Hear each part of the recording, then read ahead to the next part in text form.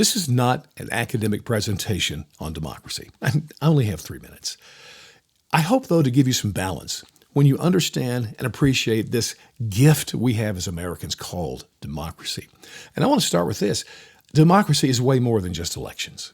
There are some today, it's like that. It's all that matters in democracy. It's who you vote for.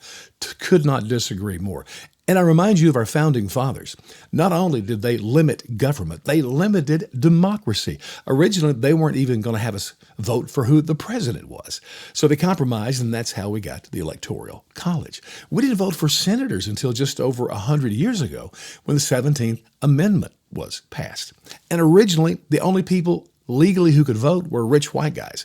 And then gratefully, they moved it to poor white guys. And then they made legal black guys to vote. Then all women, and finally even Indians. But today, people are going nuts.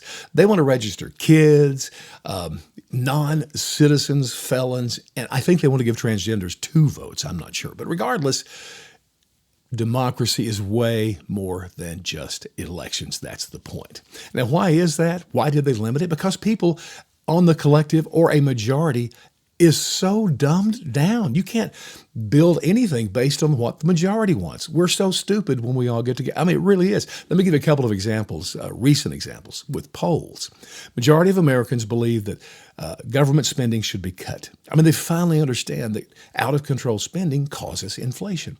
At the same time, though, majority of Americans favor more spending on their pet programs, Social Security, climate change, whatever. I mean, it's insane. Let me give you a pet peeve of mine. Majority of Americans, through polls, say they favor socialism.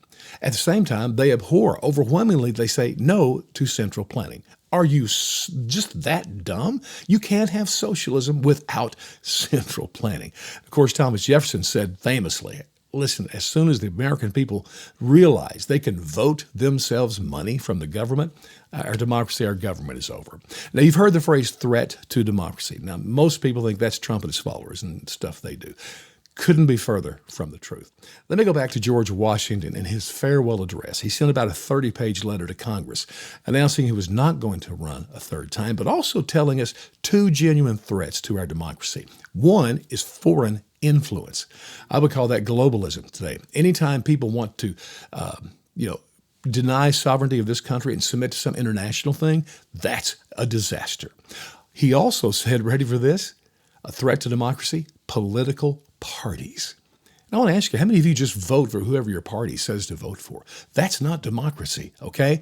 Please understand that, which leads me to the conclusion here. Alexis de Tocqueville. He was the guy from France that came to the States in the 1830s. He just wanted to study and understand what this whole thing of America was like. One of his observations, it blew him away, stunning, was he said that he could go into a backwoods tavern, uneducated, poor people, and they were talking about political issues and were well informed on the issues. He said that would never happen in his country of France, nor anywhere else in the world. It was uniquely American. And I close with this, friends. The most important part of democracy is just as an average citizen, you get to know the issues, both sides. Talk to your neighbor and understand why they believe differently than you. Informed citizenry is the greatest thing we can do when we vote and as we enjoy democracy.